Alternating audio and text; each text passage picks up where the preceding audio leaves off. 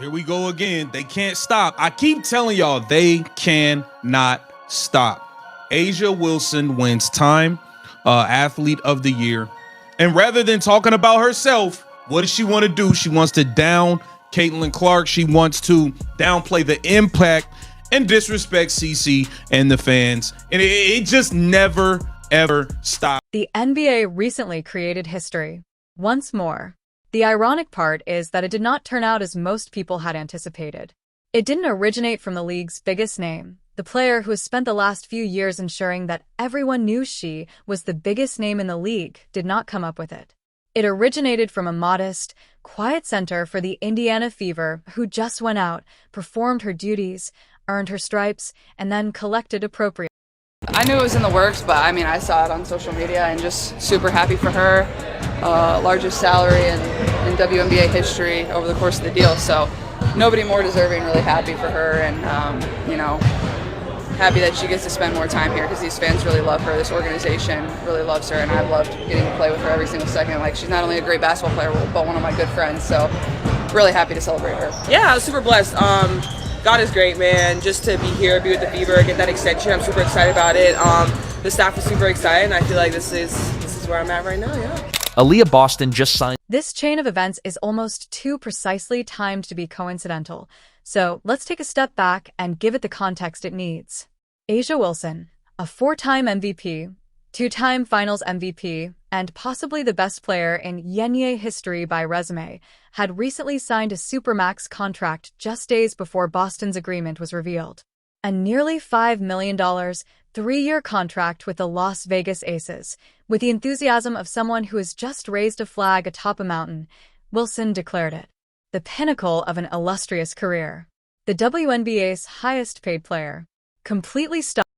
WNBA is coming in hot because they have signed A'ja Wilson with a record-breaking deal, which is a 3-year, $5 million Supermax contract, which is the largest, most historical contract ever signed.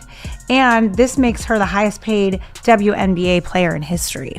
This chain of events is almost too precisely timed to be coincidental, so let's take a step back and give it the context it needs.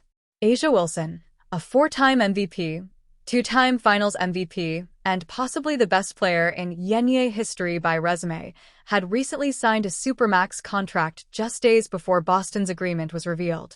A nearly $5 million, 3-year contract with the Las Vegas Aces. With the enthusiasm of someone who has just raised a flag atop a mountain, Wilson declared it the pinnacle of an illustrious career. The WNBA's highest-paid player. Completely stopped. Just give me my money. Have great players, you need to treat them like that. And that's top to bottom. That's in this.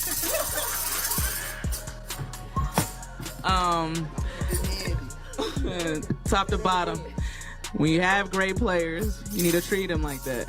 And there's been a lot of eyes on this. This is when things start to get interesting.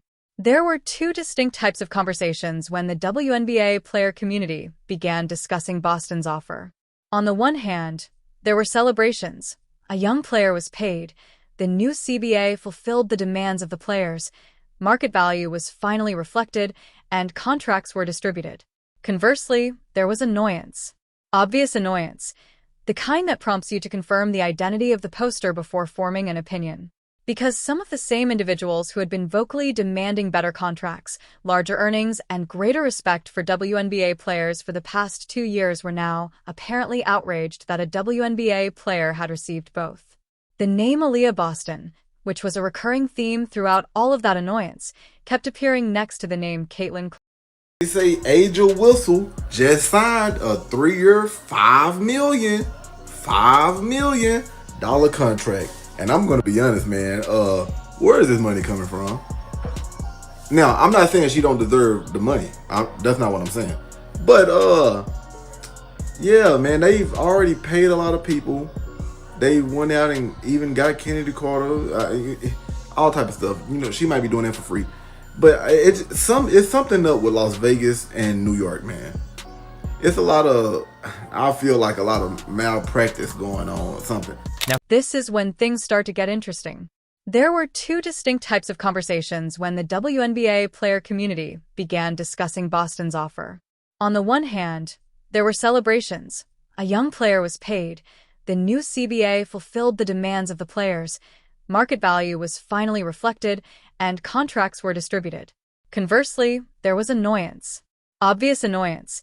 The kind that prompts you to confirm the identity of the poster before forming an opinion. Because some of the same individuals who had been vocally demanding better contracts, larger earnings, and greater respect for WNBA players for the past 2 years were now apparently outraged that a WNBA player had received both. The name Aliyah Boston, which was a recurring theme throughout all of that annoyance, kept appearing next to the name Caitlin. A deal that's changing lives in real time and also for generations to come. It is the largest salary jump in all of sports history. So what details can you share about the deal? Well, I mean, to my understanding, it is the single largest jump. And with that, we were able to, as many have seen, report a 7-figure max salary. That includes increases in, obviously, salary, minimum, average, and max. It includes retirement benefits, specifically something that reflects our appreciation for those who came before us. This is when things start to get interesting. There were two distinct types of conversations when the WNBA player community began discussing Boston's offer. On the one hand, there were celebrations. A young player was paid. The new CBA fulfilled the demands of the players. Market value was finally reflected, and contracts were distributed. Conversely, there was annoyance. Obvious annoyance. The kind that prompts you to confirm the identity of the poster before forming an opinion. Because some of the same individuals who had been vocally demanding better contracts, larger earnings, and greater respect for WNBA players for the past 2 years were now apparently outraged that a WNBA player had received both. The name Aliyah Boston, which was a recurring theme throughout all of that annoyance, kept appearing next to the name Caitlin.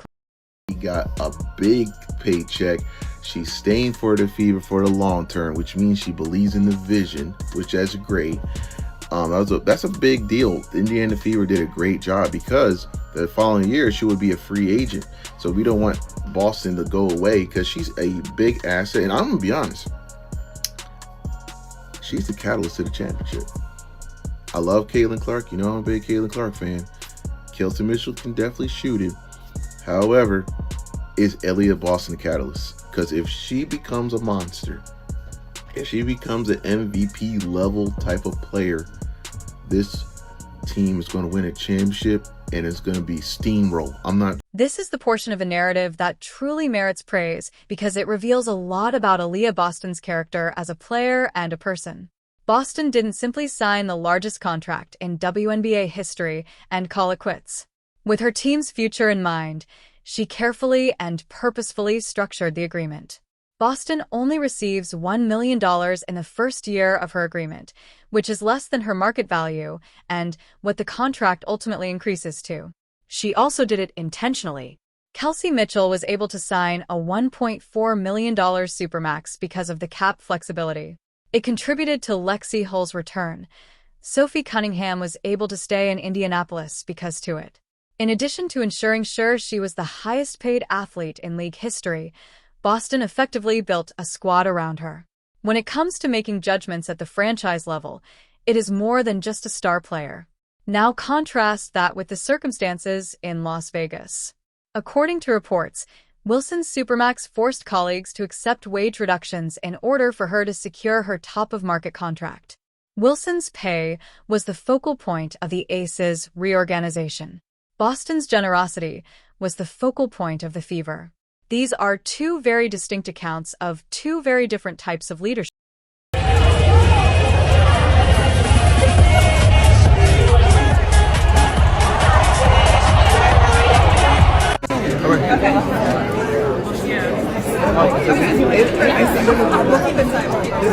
Tell me when.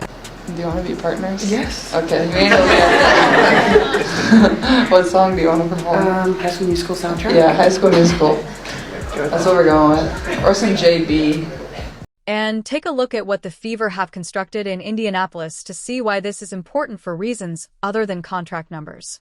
Their roster is youthful and eager. Their fan base has grown to become one of the most talked about groups in women's basketball. They have Caitlin Clark, who is the most marketable player in this league's history by all objective commercial standards. And today, Aliyah Boston is the highest paid player in WNBA history. But this is the figure that should truly astound you. Caitlin Clark will be eligible for Epic in 2027. She may sign a contract that matches or perhaps surpasses Boston's $6.3 million if she is selected or receives the appropriate prize, which is not exactly unrealistic considering her trajectory. In that scenario, the Indiana Fever would have both of the biggest contracts in WNBA history at the same time. Just one franchise. Two deals that broke records. In this league, that has never occurred before. It has never before even come close to occurring. And for Indiana, it is just there in the distance. A'ja Wilson clearly hates Caitlin Clark. I mean, clearly. What bothered her the most was the fact that she got this popularity, and she actually said it herself that she felt like history was being erased. Read the magazine. Read the article. She really hates Caitlin Clark.